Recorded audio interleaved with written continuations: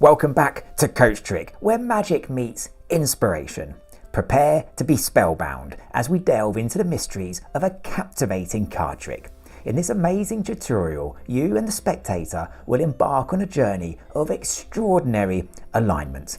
Picture this: from a shuffled deck, the spectator and magician each select 3 random cards.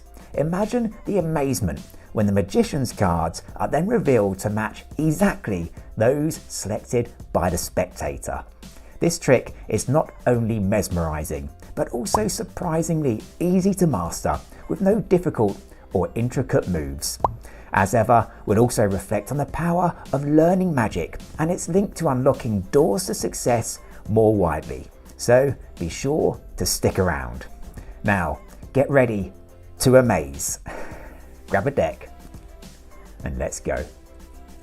Okay, as ever, let's kickstart by taking a look at the effect itself. This trick is going to be an experiment in card selection.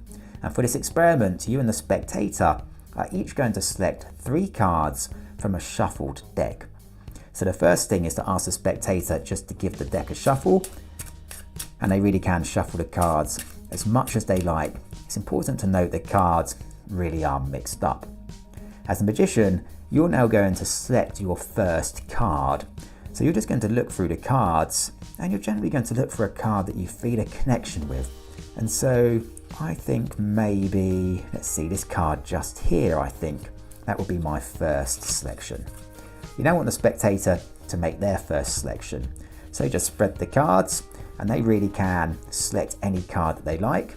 Let's say they go for this card just here. We'll take this card and place it face up as their first selection. You'll now take the deck and you will make your second card selection. And again, you're just going to look for a card that you feel some sort of connection with. So I think, let's have a look. In this instance, maybe this one here. I think this is a good one. That's my second card just there. And now we want the spectator to make their second selection. Now, to make this as random as possible, we're going to ask the spectator to select a card in a slightly different way each time. So this time, we're going to ask them just to cut the deck wherever they like. It really is a free choice. And then we'll take the card that they've cut to, and we'll place that face up as their second selection. You'll now take the deck and you will make your third and final selection. This one just here, I think, this time, and place that face down as your final selection. And again, you're now going to ask the spectator to select their final selection, again in a slightly different way to make things as random as possible. This time, ask them just to take a small section of cards wherever they like and to turn those over on top of the deck, and then to take a slightly larger chunk of cards and then to turn those over on the deck. And it's important to emphasize they really can make those cuts wherever they like. So we'll take those cards and we'll spread through to the point at which a spectator has cut, and we'll take that card and we'll place that face up as their final selection. So now the magician and the spectator have each selected 3 cards, which is obviously a total of 6 cards. No cards have been taken away and no cards have been secretly added. We really do have 6 cards, and we can prove that by counting them.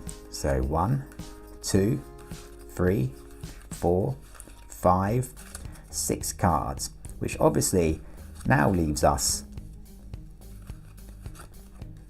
with the 3 pairs, just like so. So just to quickly recap then, from a shuffled deck, I have selected 3 cards and the spectator has selected 3 cards, which gives us these pairs of cards here. All that's left to do now is to reveal the results of our card selection experiment. Let's take a look. For the first pair, we have 1 red 3, and the matching card is another red 3. For the second pair, we have a red jack, and the matching card is another red jack. That's 2 pairs out of 2 that are somehow both matching. So for the final pair of cards, we have a blackjack. And the matching card here is indeed another blackjack. This could be an amazing coincidence, or it could be magic. Either way, it's really impressive and it's a great trick. So stick around, because now I'm going to show you exactly how it works. Okay, so let's take a look at the secret to this card matching miracle. The secret is really quite simple, and yet it delivers an amazing result. And you really do begin by getting the spectator to shuffle the deck. The cards really are mixed. Now you take the deck, and for your first selection as the magician, you're going to look through the cards, and in the act of looking through the cards, you're secretly going to note the top card just here. So we can see it's the Jack of Clubs. So for your first selection, you're going to look for the corresponding card to that top card. So I'm going to be looking for the other blackjack. So you're just going to look through the cards, trying to find a card that you feel a connection with, or whatever you want to say. And you're going to find your corresponding card. So you can see the other blackjack is here. And I'm going to take that as my first selection. And then replace the cards so that you still have the original top card on top. You're now going to spread the cards so the spectator can select any card that they like, and this is a totally free choice. It doesn't matter what card they pick. And then just place their selection face up on top of yours.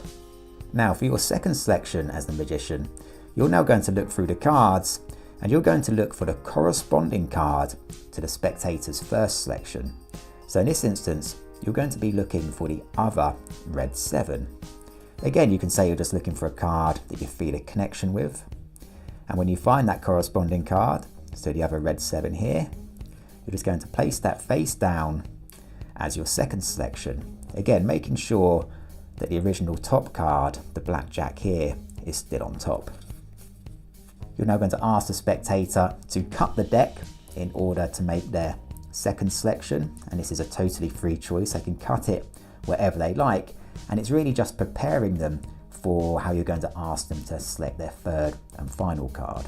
But in this instance, take the card that they've cut to and place that face up as their second selection, and then replace the original top half on top of the deck here so that we still have our blackjack on top.